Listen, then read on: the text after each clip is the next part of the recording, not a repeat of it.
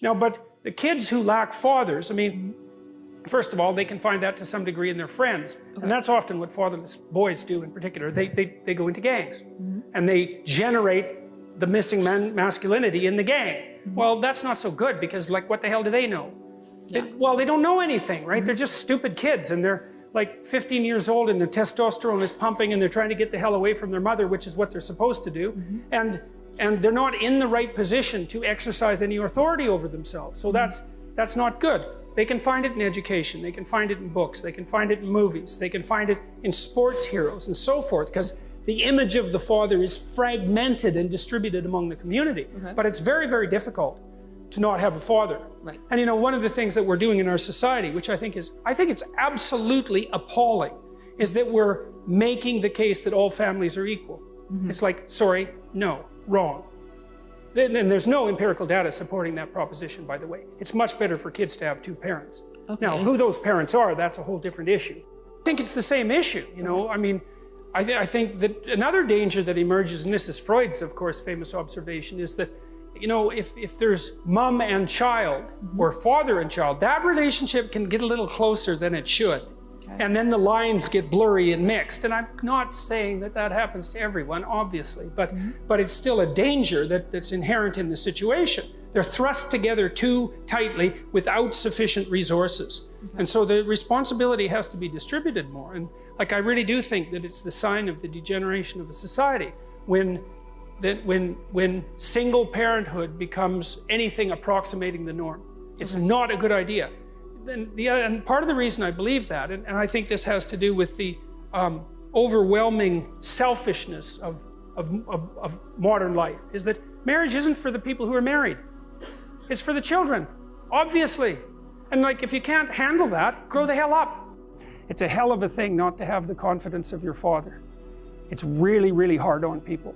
You know, if your father is someone who says to you, you can do it. I really believe that you can do it. I'll support you in what you're doing. I think that you can sort it out, and then acts towards you in that way. That's a gift that really almost no one else can provide you with. Mothers obviously provide, I think they provide the same kind of gift, but earlier.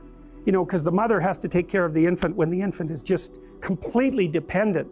And so, and this is Erickson's idea too. Erik Erikson is the mother is the person who establishes the relationship that allows the developing person to manifest trust, real trust. While you're being carried, for crying out loud, you know, you can be dropped, and the mother's also the source of food. But the father seems to be something like and I'm obviously parsing these things farther apart than they need to be, because the father can play a nurturing role and the mother can play an encouraging role, but we'll keep it simple for now.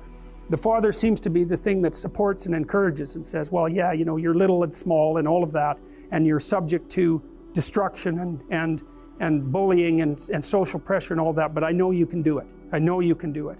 And there's a force in that that's unbelievable, and people who don't have that have a hell of a time. It's actually one of the things that's quite fun about doing psychotherapy, because you get people who have damaged father figures. So the father is an encouraging figure and allows the individual, at least in principle, to support the catastrophe of being voluntarily. And I believe this, like, 'cause one of the things I've noticed about kids who are, let's say, neurologically intact, there's lots of reasons why people can develop psychological disorders, and some of them are physical.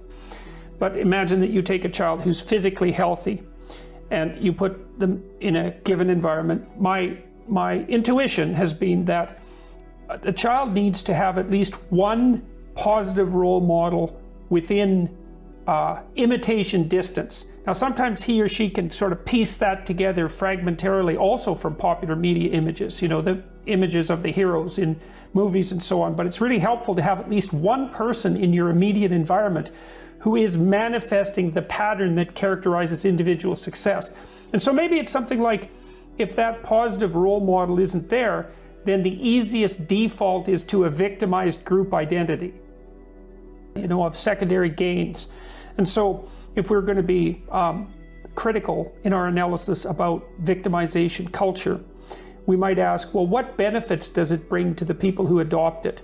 So, and you know, those can, and when I mean benefits, I don't mean long-term, iterative, high quality benefits. I mean short-term payoffs, let's say.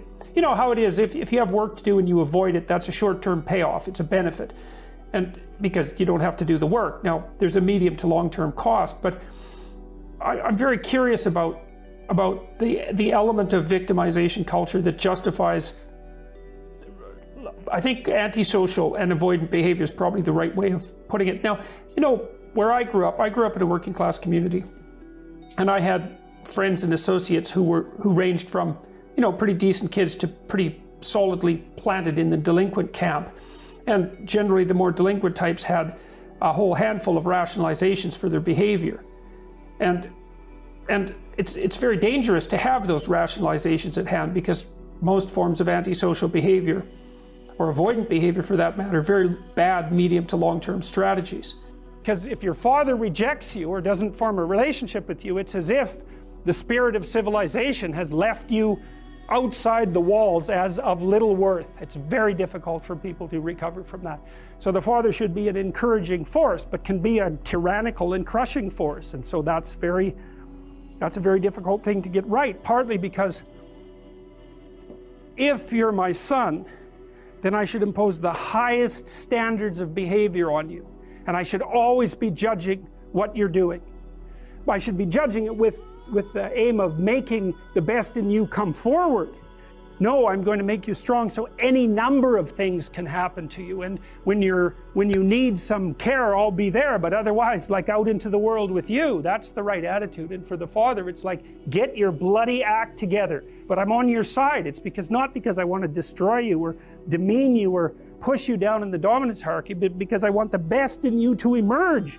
And so you need standards. It's like, what are you doing wasting your life? There's way more than that to you. Get your act together and bring it out. And that's a message that people really want to hear if they have any sense at all. And generally they do want to hear it. Here you are, suffering away. What makes it worthwhile? Rights? You know, you're completely out. You have no idea what it's almost impossible to describe how bad an idea that is. Responsibility. That's what gives life meaning. It's like lift a load. Then you can tolerate yourself, right? Because look at, you're useless, easily hurt, easily killed. Why should you have any self-respect? That's the story of the fall. Pick something up and carry it. Make it heavy enough so that you can think, yeah, well, useless as I am, at least I could move that from there to there. This responsibility thing, that's a whole new order of this, is that young men are so hungry for that, it is unbelievable. And the thing is, for men, there's nothing but responsibility.